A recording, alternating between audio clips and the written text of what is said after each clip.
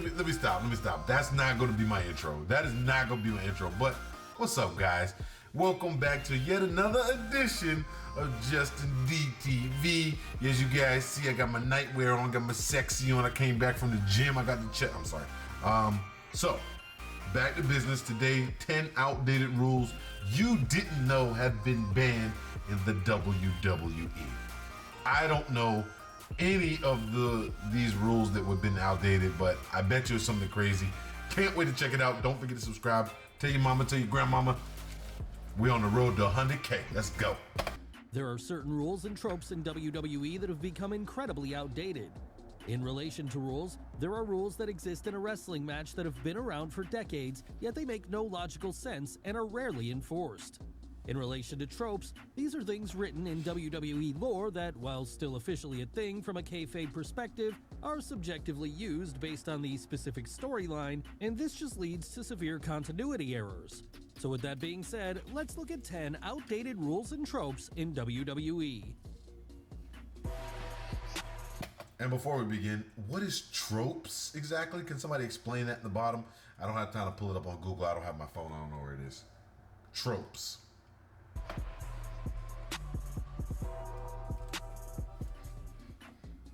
Be sure to subscribe and hit that notification bell for daily wrestling videos, and follow us on Facebook for exclusive lists. Also check out WrestleMania.co.uk and our non-wrestling channel. Incredible! Number 10. The Closed Fist. Oh, obviously. In every WWE match, an established rule exists which states that wrestlers aren't permitted to use a closed fist to punch their opponent. However, over the years, this rule has been heavily relaxed, so much so that certain wrestlers use punches as signature and even finishing moves. The logic behind closed fists being banned is that if open fists were legal during a match, then there would be a knockout just minutes into the match, and WWE would quickly turn into UFC 2.0.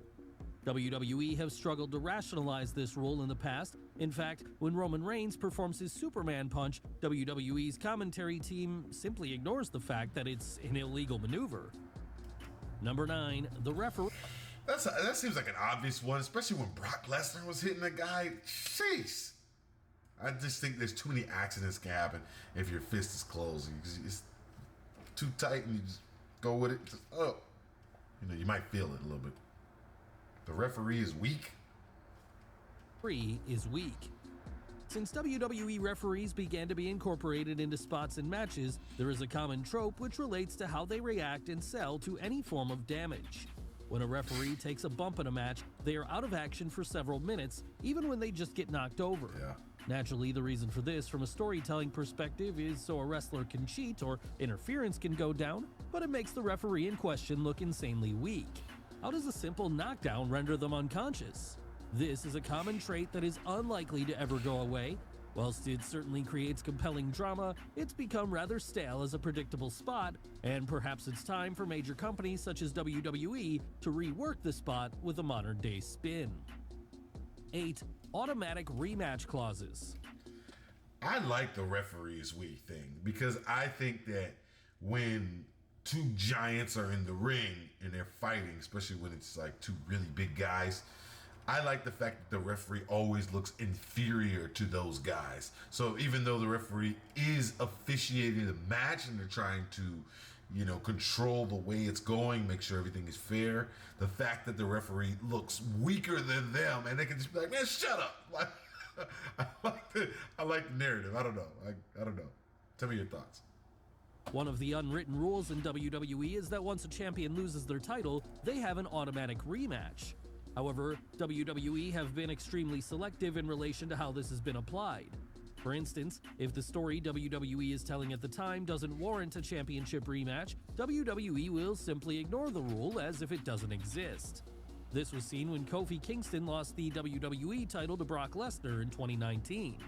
Instead of receiving his rematch, WWE opted to pretend that the rule doesn't exist, and Kingston nor WWE would never mention it on TV. This can become frustrating as a viewer, as the lack of consistency in relation to how it is applied can show a lack of care and attention on behalf of WWE. Number 7. 5-second grace period. A huge WWE rule that many fans aren't aware of is the 5-second grace period. This rule exists predominantly in tag team matches and states that when someone is tagged into a match, their partner has 5 seconds to exit the ring. You can often see referees counting to 5 when both wrestlers are in the ring, but it's not exactly a rarity for referees to completely forget and let it slide. In a modern-day WWE match, a ton of offense is conducted by 2 wrestlers in the ring, and this, in theory, should be a disqualification. To say the rule is outdated and nonsensical is an understatement, and WWE should look to remove it from their internal rulebook. Number 6. Chokes are illegal. Are they? Chokes are outright illegal in a WWE match, but this doesn't stop wrestlers using a chokehold as a submission move. Take, for instance, Samoa Joe. He would use his coquina clutch throughout his time in WWE, but it was never addressed as to just why Joe was allowed to perform the move. WWE has a weird policy on chokes, and it likely predominantly relates to their PG guidelines. Additionally, WWE's policy in relation to chokes goes one step further. According to WWE legend The Big Show, when WWE wrestlers pose with fans, they aren't permitted to pose in any way which replicates a choke. The Big Show has revealed that he's received several letters from WWE's legal department insisting he doesn't mimic a chokehold in any way, shape, or form. Number 5.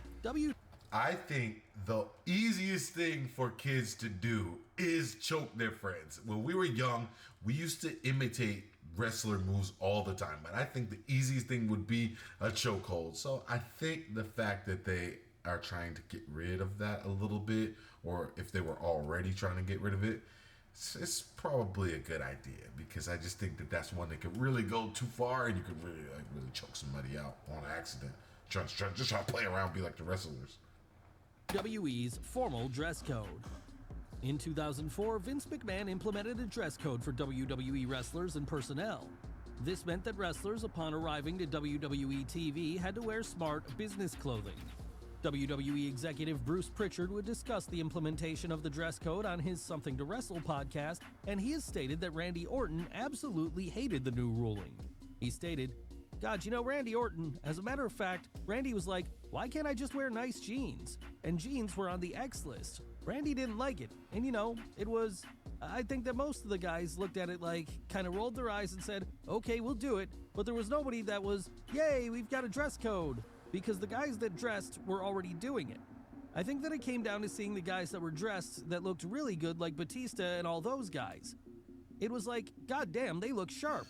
And somebody walks in behind them with shorts and flip-flops or a Tommy Bahama shirt and Nike shoes, and you go, god damn.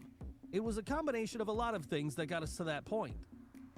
This rule is still ridiculed and criticized to this very day, and with Vince McMahon being officially out of the picture, it's no doubt time to remove the dress code policy from the company. Yeah. Number 4, rope breaks in no DQ or gimmick matches. One of the most nonsensical things about certain gimmick matches is that rope breaks apply. Take, for instance, the Elimination Chamber match, which has been a WWE staple since 2002. Even though the match is a no DQ, rope breaks still apply and are still enforced by referees. Why is this? A great example of this in action is the acclaimed WWE title chamber match from 2019. The final 2 of the match were Daniel Bryan and Kofi Kingston. When Bryan applied the yes lock, Kingston reached the ropes and Bryan simply let go. Bryan wouldn't be disqualified if he continued using the hold and Kingston passed out, so what is the logic in letting go? This is one of those rules that is just a given in certain matches, but when you actually think about the rationale behind the established rule, that's when the flaws come to light. Number 3, 30-day title defense rule. A commonly used rule in WWE is that champions have 30 days to defend the title, or they will be stripped of their respective championship. This has been seen a number of times throughout WWE history. One time was 2017, when Naomi went down with an injury. WWE's explanation of Naomi being stripped of the SmackDown Women's title was that she would be unable to abide by the 30-day ruling. When this happened, fans were quick to criticize WWE for only applying the rule when it suited the storyline. Brock Lesnar, who has been a part-time world champion on and off for the past several years, has never once abided by the 30-day rule. In fact, he's gone months at a time without defending the title. This has also been seen recently with undisputed WWE Universal Champion Roman Reigns. Since taking on a part-time schedule, Reigns has missed a number of pay-per-view events, which means he has also broken the 30-day rule. Number 2, the 5 count. One of the rules guess that's just one of those things, you know. They want to see you on top, they want to see you on top. So, sorry. Every single WWE fan knows is the 5 count. This relates to when a wrestler reaches the ropes, then they have till the count of 5 to break the hold in question. In theory, if a wrestler fails to break their hold at 5, it should result in an automatic disqualification, but this rarely, if ever, happens in WWE. This rule is outdated simply because it's never enforced, making it completely pointless. The rule still being present on WWE TV makes the referees look incompetent and inferior, as when the wrestler has failed to break their hold at 5, the referee stands there awkwardly as if they have no power or authority. Number 1. Royal Rumble Elimination Rules. The Royal Rumble match is one of the most popular match types in WWE history. Debuting in 1988, the match type has become synonymous with WWE and specifically the start of WrestleMania season. Unfortunately, there is a rule that exists in the Rumble match which is flawed and needs to be removed. This relates to how Rumble competitors can be eliminated by someone not legally in the match. This has been seen a number of times throughout the past few decades. A wrestler not legally in the match will enter the Rumble match, proceed to eliminate their arch rival, and this elimination will then, for some reason, stand. This has also been seen when a previously eliminated wrestler comes back into the match to get revenge on the person who eliminated them.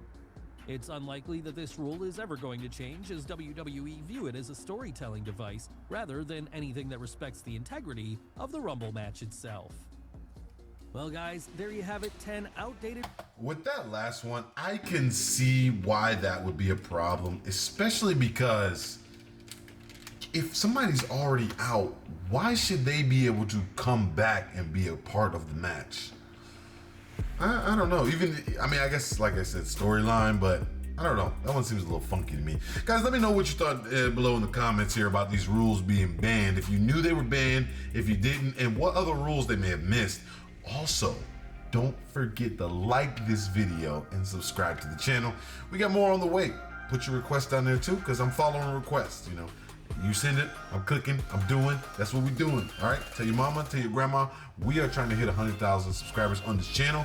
We're having a good time. We're cruising along. We're at 89,000. We're cruising along, okay? We're having fun, okay? I think, you feel that? You feel that? I think we're done here.